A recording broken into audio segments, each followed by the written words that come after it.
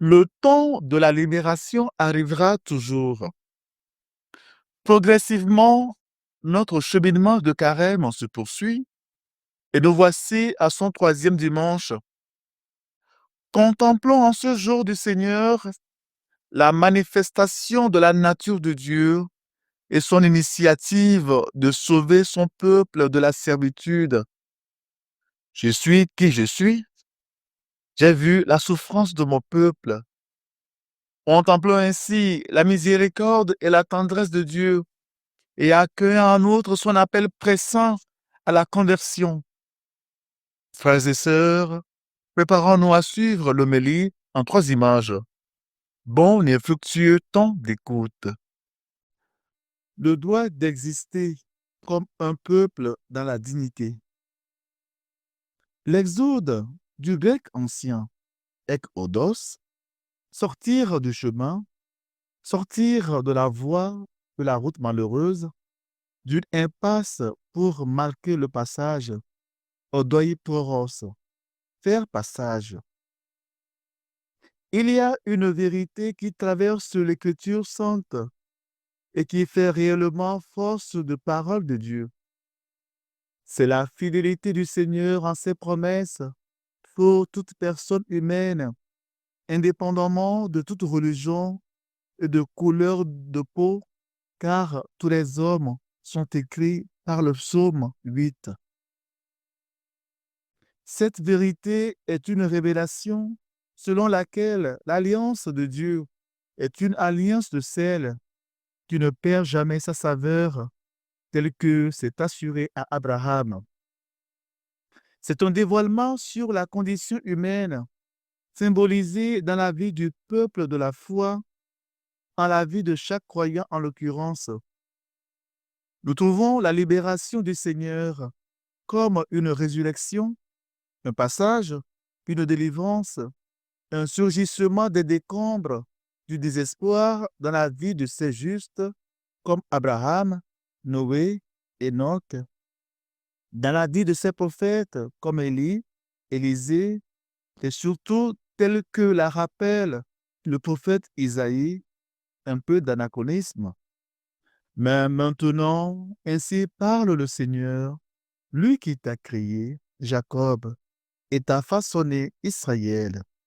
Ne crains pas, car je t'ai racheté, je t'ai appelé par ton nom, tu es à moi.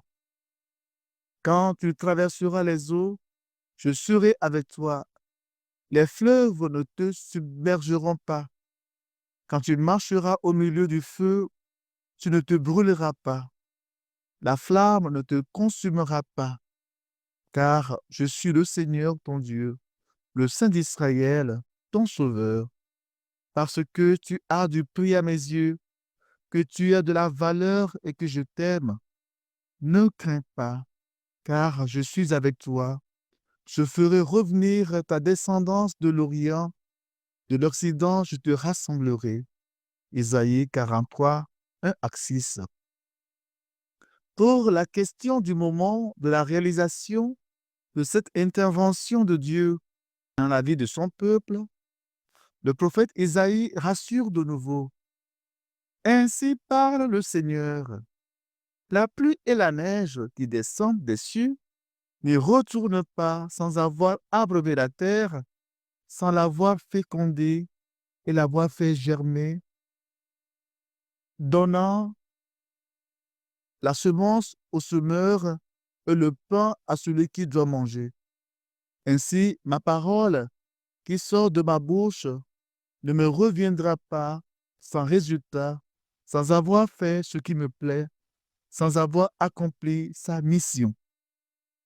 C'est cela la théologie de l'histoire.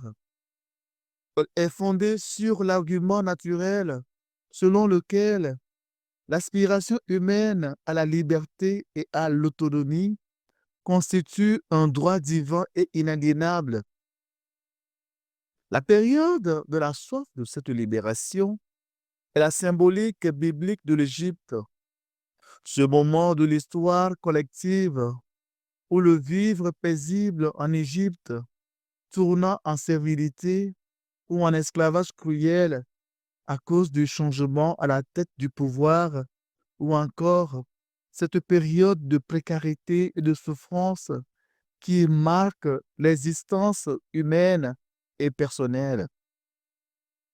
Mais au nom de la fidélité à la promesse faite à Abraham et en faveur de sa race à jamais, il faut que Dieu se révèle par sa parole et par son salut, sa geste, ses faits, sa puissance de la main droite.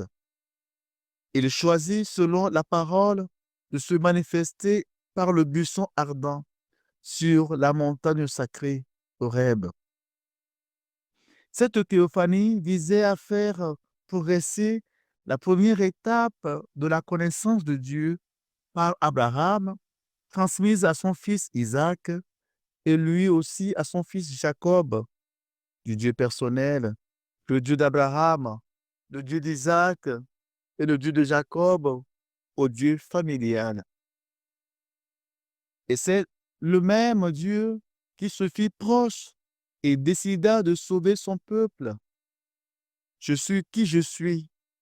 Tu parleras ainsi aux fils d'Israël. Celui qui m'a envoyé vers vous, c'est je suis.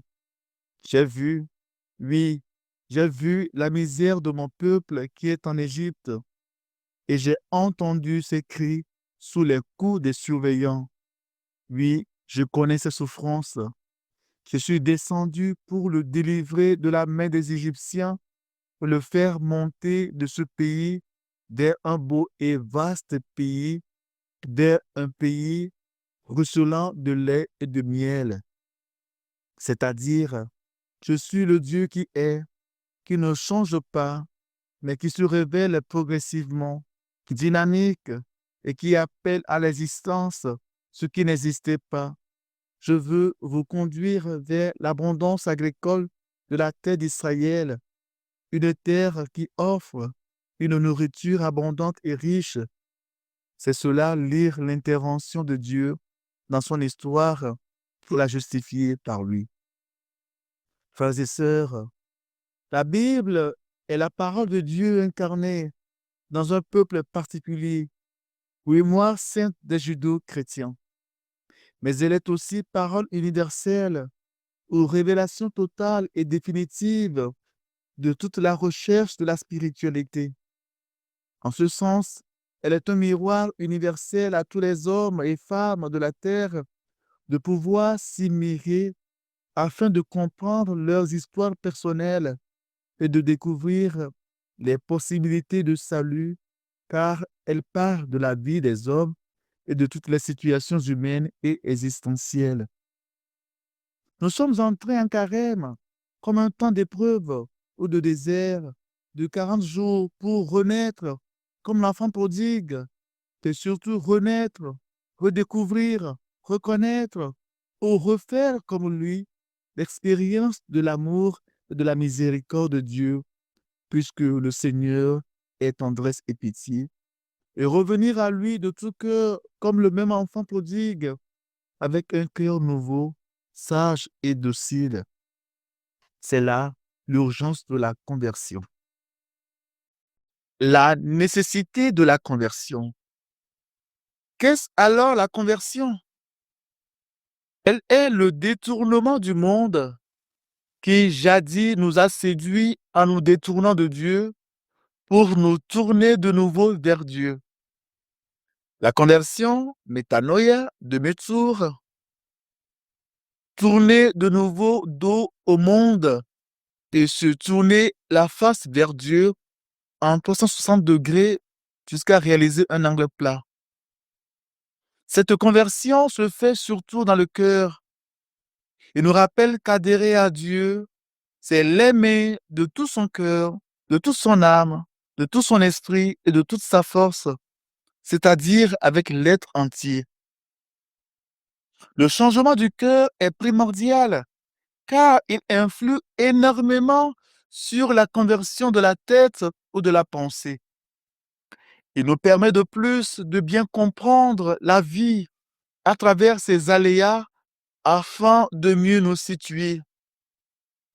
En écoutant cet évangile, dans lequel Jésus expliquait l'influence du mal inattendu, c'est sûrement repartir de lui-même et avoir une compréhension réaliste de la vie. Le sort de Jésus n'était pas loin de celui des Galiléens et des victimes de la tour de Siloé. Cependant, Jésus demeura tout tourné vers son Père toute la vie. Il entra dans la promesse de la résurrection du Père en nous disant qu'il faille nous convertir pour ne pas périr comme ces deux groupes de victimes. C'est reconnaître l'existence du malin en trois types d'influences du mal. Le mal métaphysique, ou spirituel, invisible, qu'on ne voit pas venir, mais qui nous tombe dessus et que l'on subit.